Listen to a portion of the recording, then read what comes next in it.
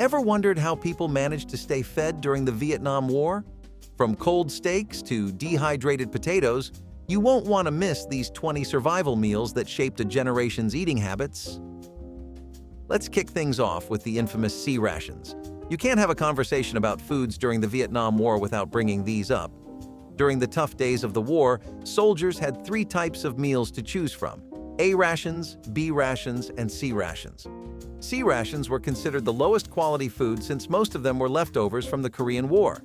However, these were still a favorite amongst the army. The Beanie Weenies were an all-time favorite, and you can still find veterans rave about them. Now, no one knew when the meals were packaged, and they didn't have any sort of description, so it was almost like opening a blind bag for every meal.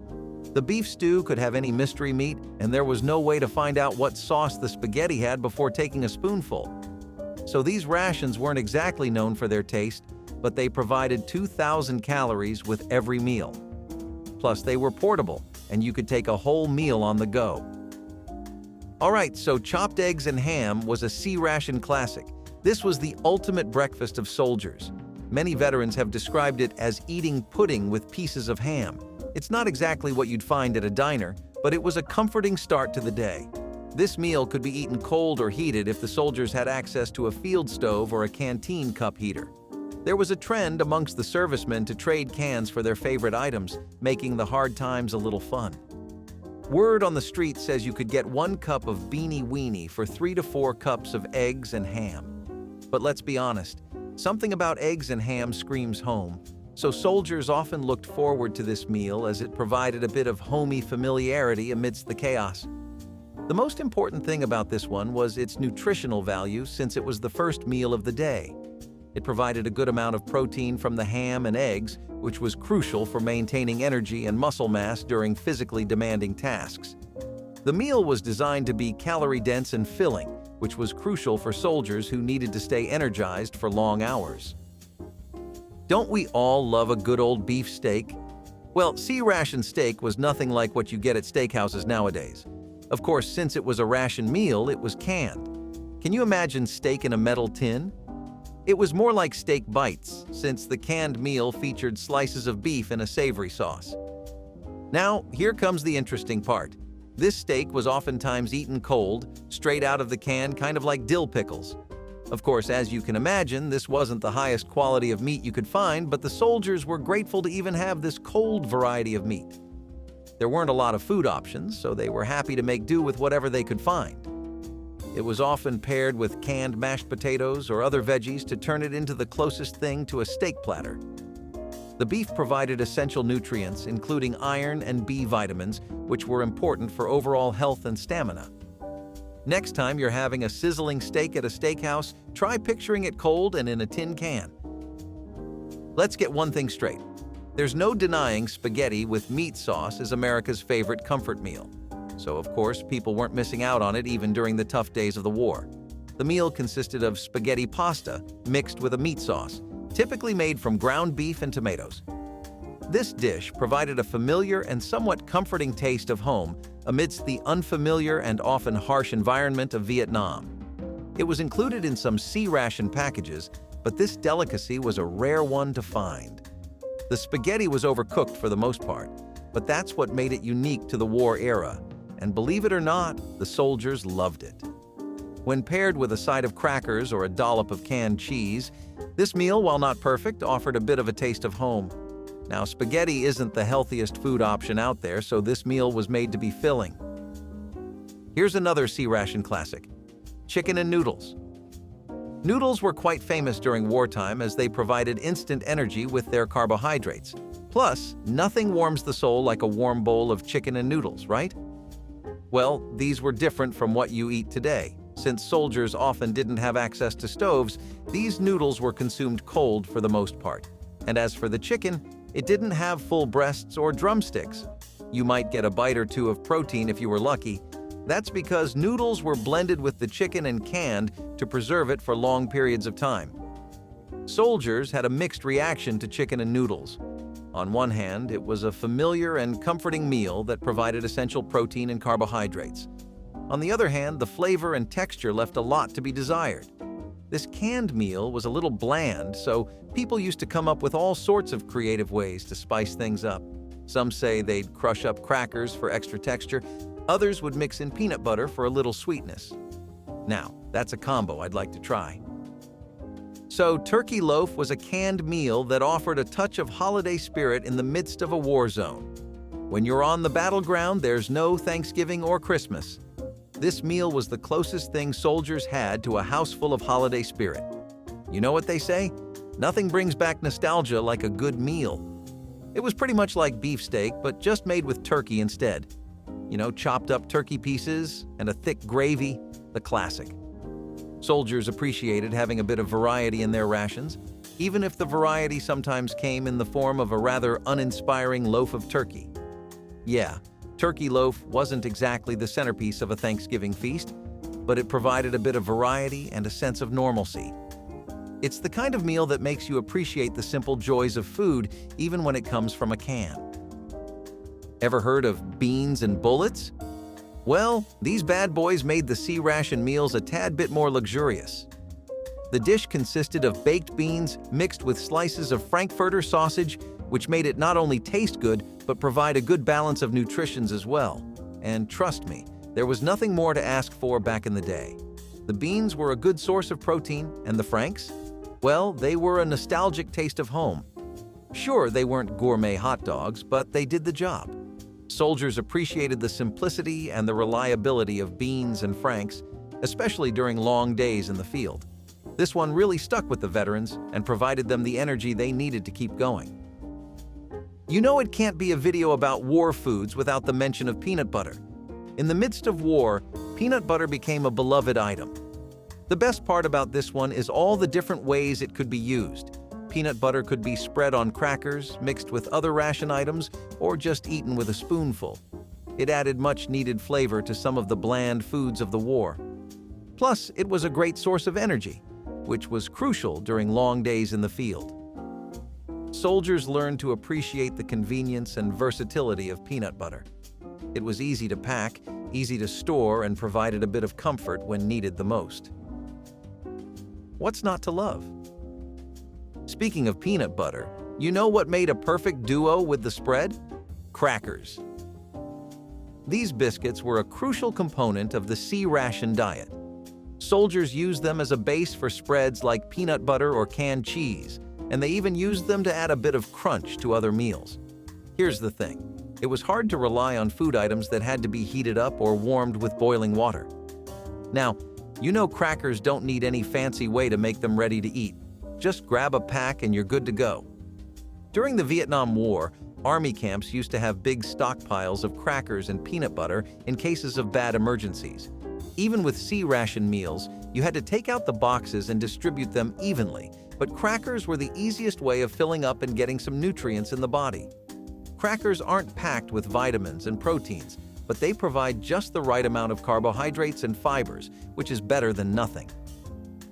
Enough with the savory items, let's switch gears to something sweet for a bit. Fruit cocktails were the sweet treat in the C-ration lineup, which gave soldiers a much-needed break from noodles and crackers.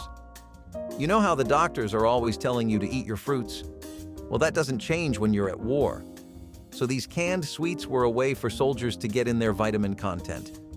It was basically a can of mixed fruits in a sugar syrup that helped preserve the fruits while keeping their sweet flavors. These fruit cocktails typically included a mix of peaches, pears, grapes, and cherries. This was a rare treat as sugar tends to slow you down, but this tinned delicacy used natural sugars to provide soldiers with a sweet indulgence without compromising their health. While the fruit cocktails themselves were not a traditional Vietnamese dish, they became a symbol of American military rations during this period. In Vietnam, the local diet featured a wide variety of fresh tropical fruits such as mangoes, lychees, and dragon fruit, which were quite different from the canned fruit cocktails. And while fruit cocktails had their fair share of fans, pound cake was the dessert to end all desserts in the C-ration world. I mean, this one's still loved around the globe to this day, so you can only imagine it being a blessing for the soldiers after a hard day of work. This dense cake came in a can and was even more rare than the cocktails. While it wasn't exactly a cake from your local bakery, pound cake was a filling and satisfying way to end a meal. Plus, it was a bit drier than the pound cake you know today and didn't have any fancy fillings like Nutella or lemon curd, but it still did the job. And let's face it, sometimes all you need is something sweet to boost your morale. It was like a once-in-month kind of treat that broke the monotony of the daily bland meals of the C-ration. Some versions of pound cake in Vietnam did, however, feature local coconut and even rice. Since we've already talked about eggs and ham, let's complete the picture with ham slices because it was also a staple in the 60s. I'm sure you're familiar with canned ham slices. Love them or hate them, they're still a familiar sight in the meat aisle of grocery stores. We can walk past them now, but they were one of the only meat choices back in the day. Just like the other C-ration foods, the ham slices were pre-cooked and ready to eat, which made them a convenient option for soldiers on the go. While it wasn't the same as a juicy, grilled ham steak, it was a solid option. Soldiers got creative with their ham slices, combining them with crackers and cheese, or even using them as a topping for their dehydrated potatoes. Yep, dehydrated potatoes. You heard that right? We'll talk about them more later in the video. The Vietnam War days were the era of taking your favorite food items and throwing them in a can, and canned cheese was no exception. It was more on the unique side of food choices offered by the C-ration meals and provided soldiers with a way to enjoy a cheesy snack while in the field. The cheese came in a can and had a paste-like consistency that made it easy to spread. Don't confuse it with the cheese spreads you find in your fridge because it is nothing like it. But canned cheese walked so cheese spreads could run. Canned cheese might not have been the gourmet cheese you'd find at a deli, but it served its purpose well. Soldiers used it to add a bit of flavor to their meals and to complement other ration items. Canned cheese was a small comfort that made meals a bit more enjoyable. So, lima beans with ham was a love-it-or-hate-it C-ration. Also known as ham and muthas, it started out as a staple, providing a hearty and nutritious meal for soldiers. But soon enough, there began a decline in its demand, and it wasn't due to its bland taste. It was far more interesting than just that. Now, this one was later removed from the rations after many soldiers from around the world complained. Turns out, this new ration had some curious superstitions attached to it during the Vietnam War. The ham and lima beans entree, disliked since Korea, was detested by U.S. soldiers and Marines who considered even pronouncing the correct name brought bad luck. Many of the foods that we chow down on every day were invented not for us, but for soldiers. And that goes for drinks as well. Powdered coffee is a great example. Let's be honest, don't we all just need a cup of iced instant coffee sometimes to help us make it through the day? Well, powdered coffee was included in C-rations to help soldiers stay alert and energized, but they didn't have the luxury of adding fancy syrups or ice to it. This coffee was in powdered form and required just a bit of water to mix. It wasn't exactly the gourmet coffee you'd get at a cafe, but it provided a much-needed caffeine boost. Soldiers had to make do by mixing it with room temperature water, which wasn't ideal but did the job. Soldiers appreciated the caffeine kick it provided, especially during long, exhausting days. As the war ended, powdered coffee stuck around and people started experimenting with different versions of it. This one's a favorite to this day, and we have our Vietnam War-era veterans to thank for it. So, in the early 1940s, it was suggested to add a cookie to the C-ration to replace the old-fashioned crackers. The biscuits were considered to be eaten with the meat component, so the cookie could be eaten with the coffee and become a snack-dessert hybrid. Now, these weren't anything like the crumble cookies, but they served their purpose by providing a touch of sweetness and variety to the standard military fare. These cookies were designed to be durable and have a long shelf life, making them a practical addition to the rations that could withstand the rigors of transport and storage while still offering a bit of comfort to soldiers in the field. Here's the thing, even back in the war days, some people wanted to steer clear of caffeine. Well-canned cocoa was the answer to their prayers. This was added to C-rations to give soldiers a greater variety of beverages. Plus, it was the closest thing to a cozy night at home during the fall. This was a comforting drink that soldiers could prepare by mixing the cocoa powder with hot water. It wasn't the same as a steaming cup of hot chocolate from home, but it provided a bit of warmth and sweetness. Now, this item was considered a luxury amongst the foods of the war and was valued for its convenience and long shelf life, allowing troops to enjoy a hot beverage without the need for fresh milk or refrigeration. Okay, let's talk about dehydrated potatoes now. Dehydrated potatoes were a versatile ingredient that could be added to various meals. Rehydrated with hot water, they became a fluffy, satisfying side dish. They could also be mashed with powdered milk and butter for a makeshift mashed potato dish. When it comes to quick and practical meals during the Vietnam War, dehydrated potatoes were a game changer. One of the greatest advantages of dehydrated potatoes is their shelf stability. Unlike fresh potatoes, which can spoil quickly, dehydrated potatoes can be stored for extended periods without refrigeration. This made them ideal for military rations, where maintaining food quality over time was essential. They also required minimal cooking equipment, making them perfect for the field conditions where access to a full kitchen was limited. Plus, in terms of variety, dehydrated potatoes were far from bland. They could be flavored and seasoned in more ways than you can imagine. Let's talk about a local Vietnamese classic now. In the heart of the Vietnam War, soldiers occasionally experienced the local flavors of Vietnam through dishes like jungle rice. Jungle rice, or cam rung, was a hearty and flavorful dish made primarily with jasmine rice, a staple in Vietnamese cooking. This meal was a well-deserved break from the canned foods as it offered something fresh and flavorful. Soldiers in the field encountered variations of this dish, incorporating whatever was available to them, such as wild vegetables, herbs, and occasionally small amounts of meat or fish. Last but not least, we have the Vietnamese legend of pho.